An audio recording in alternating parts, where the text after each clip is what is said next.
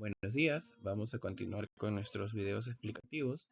En esta ocasión vamos a abordar el régimen de incentivos, que es un mecanismo, una novedad de la norma y el reglamento próximos a entrar en vigencia. Esto supone una diferenciación muy importante respecto a la Ley 3022.5 y a su reglamento, porque a la fecha no tenemos pues ningún beneficio o incentivo de tipo económico para aquellos que se desempeñan como integrantes del comité o expertos o funcionarios o servidores que trabajan en el OEC, ya sea pues para cualquier tipo de comité, sea el de selección o el comité de selección permanente o los jurados o expertos que puedan participar en obras con diseño y construcción o el concurso de proyectos arquitectónicos. A diferencia de la norma actual, la próxima norma sí estipula un conjunto de condiciones para poder acceder a los incentivos económicos. No nos olvidemos que en el marco de la nueva regulación, pues hay roles que se han definido, ¿no? El de oficial de compra, que es el que va a conducir un proceso de selección, y el de integrante del comité de selección. Son roles, no necesariamente todos los que trabajan en la dependencia encargada de las contrataciones van a tener a cargo ese rol. ¿Ok? La norma ha estipulado, específicamente el reglamento, que los evaluadores, bajo el detalle de la próxima norma, va a indicar lo siguiente, ¿no? Los procedimientos de selección competitivos están a cargo de evaluadores, los cuales pueden ser compradores públicos de la DEC, comités o jurados, ¿no? Se organiza a ese nivel, conforme a los requisitos, condiciones y excepciones que pueda establecer el reglamento. Y efectivamente, cuando nosotros revisamos el conjunto de evaluadores para procedimientos de selección competitivos, se estipula pues todo un conjunto de reglas, ¿no? De conformación y de cantidad.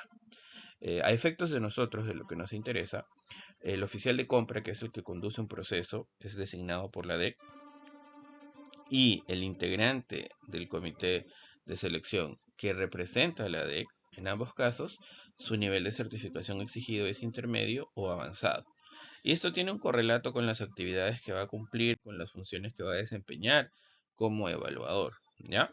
Si quieren profundizar ese tema, yo los invito a que puedan revisar los artículos respectivos tanto en la ley 32069 como en su reglamento aprobado con decreto supremo 009-2025F y también su fe de ratas por si acaso. ¿Ya? Dentro de las disposiciones complementarias finales del reglamento, porque es allí donde se regula el régimen de incentivos, tenemos la octava disposición complementaria final. Vamos a leerla rápidamente y luego vamos a tratar de hacer un ejemplo para terminar con las preguntas que a mí como servidor, como especialista en contratos, me nacen a partir de este régimen. Dice, ¿no?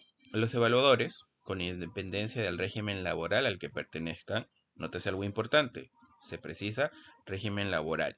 Esos guiones, esos subrayados, las negritas, los colores, son elementos de análisis que he puesto en la redacción para que ustedes también tengan claro a qué nos estamos refiriendo. ¿Ya? En la norma todo está flat, todo está común, en un solo color, y de repente es por ello que se dificulta un poco el análisis conforme lo vamos a hacer.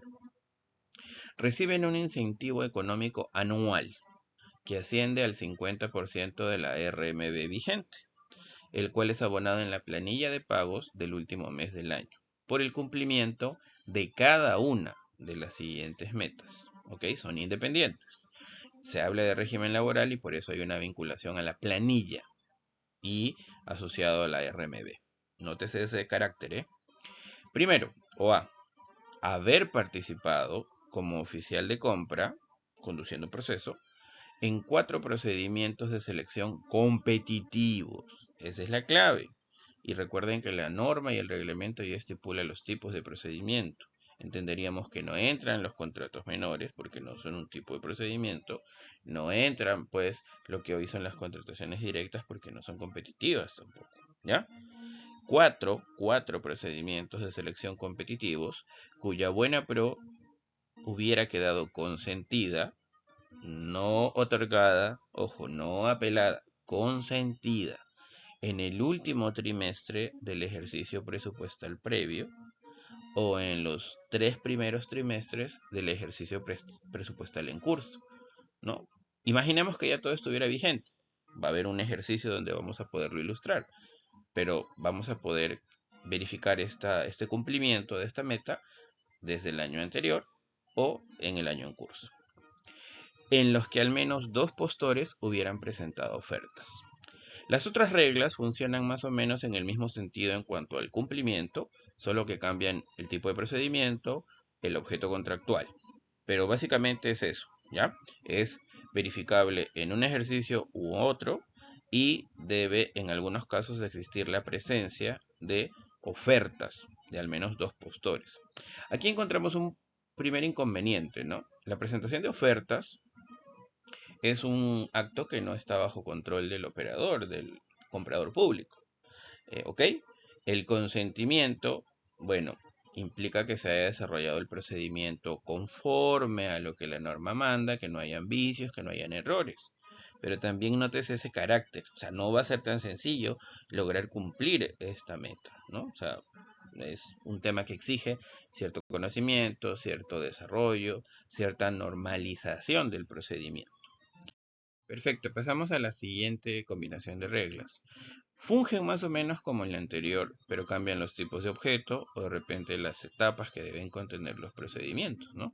Por ejemplo, en estas ya no hablan específicamente de oficial de compra, eso solo se queda en la primera regla, y aquí alcanza ya a los integrantes de comité, sean de la DEC o no, a los jurados, y también a los oficiales de compra porque se estipulan otras combinaciones, ¿no?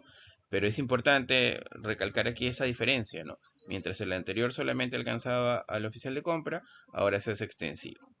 Haber participado como parte de un comité jurado u oficial de compra en 3 procedimientos de selección competitivos de obras o consultorías de obra. Acá ya cambia el objeto contractual, cuya buena pro hubiera quedado consentida en el último trimestre del ejercicio presupuestal previo o en los 3 primeros trimestres del ejercicio presupuestal en curso, en los que al menos 2 postores hubieran presentado ofertas. La siguiente regla es más o menos lo mismo en diseño, pero sube a 4 procedimientos competitivos. El objeto ya no es obras o consultorías de obras, sino bienes, servicios o consultorías.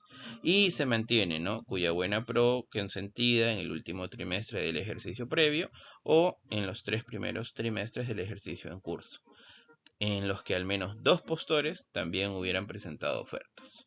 Por último, haber participado como parte de un jurado o comité, ya está señalado solo para esos 2 evaluadores, en un procedimiento de selección con etapa de negociación o diálogo competitivo, cuya buena pro hubiera quedado consentida en el último trimestre del ejercicio presupuestal previo o en los 3 primeros trimestres del ejercicio presupuestal en curso.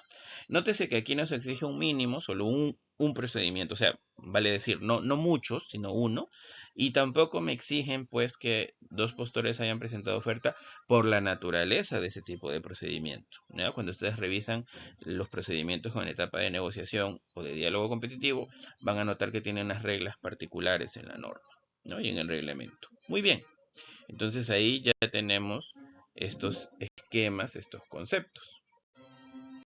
Reglas complementarias. Este incentivo no puede exceder de 3 remuneraciones mínimas vitales por evaluador, por persona, dentro de un mismo ejercicio presupuestal.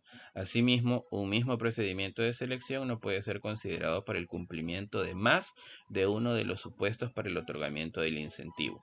Si ya convocaste un procedimiento para obras, ese lo utilizarás para el cálculo de una de las metas. No lo volverás a usar para bienes, servicios en general, ni para el de oficial de compra. O sea, se subsume solo a una meta. Un procedimiento, una meta. Tampoco hablan aquí que si queda desierto, la segunda convocatoria es válida. O un derivado, tampoco. ¿Ya? Muy bien, ni una nulidad, tampoco lo señalan así. Hay que tener cuidado porque las reglas son restrictivas, ¿eh? Para ser sujeto del incentivo económico, el evaluador debe mantener vínculo laboral con la entidad contratante que convocó el procedimiento de selección al momento que se elabora la planilla del último mes del año en el que obtiene el derecho al incentivo. Nótese aquí la palabra clave, derecho al incentivo. Para tramitar el pago del incentivo, gasto asumido con cargo al presupuesto institucional de la entidad contratante, sin demandar recursos adicionales al Tesoro Público. La DEC informa a la Oficina de Recursos Humanos o quien haga sus veces sobre la relación de evaluadores que cumplen con los requisitos indicados en los numerales 1 y 2 de la presente disposición. Bien, tenemos allí la regla. Entonces, ahora vamos a una ejemplificación. ¿De qué te tienes que preocupar? Perfecto, tenemos aquí un servidor. Obviamente, imaginemos que estamos ya 2026, llegando a diciembre. Vamos a tener pues que hacer la medición de estas metas para poder verificar si cumple o no con el incentivo. Algunos datos claves para este ejemplo. Entre octubre, noviembre y diciembre, esta persona ha estado a cargo o ha sido integrante del evaluador de una licitación, de 2 concursos públicos y de 3 licitaciones en el 2025. Con eso estaría, dependiendo el objeto, dependiendo el tipo de proceso, dependiendo el tipo de evaluador, el ejercicio presupuestal y su vínculo laboral, probablemente con esa meta ya estaría cumpliendo, ¿no?, su incentivo con el primer o segundo o tercero o cuarto condicionante que hemos leído. En el 2026, pues él continúa, en enero lo han designado como un integrante de evaluador de un procedimiento de selección para obras, también en febrero, también en marzo, allí corresponderá hacer otro análisis, y entre julio y agosto de ese mismo año, recuerda que estás diciembre del 26, ha sido también o ha estado a cargo del comité o jurado respecto a un procedimiento de selección con negociación o con diálogo competitivo, ¿no? Perfecto. Entonces, ahí ya tenemos las condiciones. Nótese que no es algo muy cercano, muy próximo al periodo, ¿no? O sea, por eso se establecen 2 metas dependiendo del ejercicio presupuestal. La remuneración mínima vital vigente es 1.130, el 50% que es por cumplimiento de cada una de las metas sería 565, y la misma norma señala que puedes llegar como máximo, como tope por evaluador, a 3 remuneraciones mínimas vitales, lo que supone 3.390 soles, que se pagan pues en la última planilla del ejercicio fiscal, ¿no? En este caso en diciembre del 26. Suena interesante. Ahora, José, si hay 4 metas, ¿cómo es posible que llegue a 3 RMBs? Bueno, esto es algo que no está claro, porque obviamente va a haber disposiciones, me imagino yo, directivas o instrucciones. Se entiende pues que las combinaciones, imaginemos que yo convoqué 60 procedimientos como oficial de compra, ¿no? Imaginemos. Entonces voy a poder, el evaluador en este caso, o el que verifica el cumplimiento de la meta, va a poder hacer esa distinción por bloques, imaginemos, ¿no? Entonces, tenemos aquí un ejemplo sencillo, ¿no? José, alias el camello, puro proceso desierto le para quedando, régimen laboral, contrato CAS, certificación vigente nivel básico, no va a poder ser designado como oficial de compra, ni va a poder integrar un comité de selección. Miren esa restricción. En el 2025, con la ley vigente, convocó un procedimiento. No ha podido convocar ninguno como oficial de compra porque no tiene la certificación que le corresponde, por consiguiente no le aplicaría el incentivo. ¿Qué me queda hacer? ¿Qué me toca hacer en el corto plazo? Lo primero, verificar el cumplimiento de estas condiciones. ¿Qué tipo de contrato y régimen laboral tienes? Si estás dentro de tus competencias o funciones, conducir procesos o ser integrante de comité o ser un evaluador. Si no tienes el nivel correspondiente, pues profesionalizarte, postular, lograr el nivel que corresponde y con ello vas a poder alcanzar pues esa condición. ¿Ok? Eso es en el corto plazo. Pero de lo que acabamos de leer, me salen a mí algunas preguntas que les vamos a ver en un próximo video, en un complemento. Preguntas que son vitales y que pueden suponer un reto para este régimen de incentivos que acabamos de mencionar. ¿Ok? Nos vemos en una siguiente edición. Muchísimas gracias por su paciencia, por su atención y el tiempo que le están dedicando a aprender.